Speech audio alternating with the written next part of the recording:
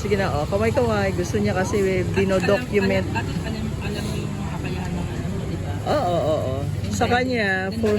Sa kanya 44 years old siya pero yung mind niya pang 5 years old.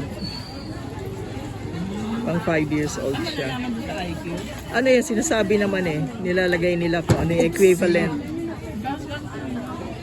So, ano yung equivalent, ano niya, age level. Oo. Ay, pato. Ayan. Oo, kain na dali. Ba't hindi ka kumakain? Oo. Nagpunta na po ng basurahan. Ayan, ang bait niya. Naghanap ng ano. Sige. Ano ba yan? Masarap ba sinigang? Parang hindi ko napansin. Baka andyan. Hindi ko ata na ano.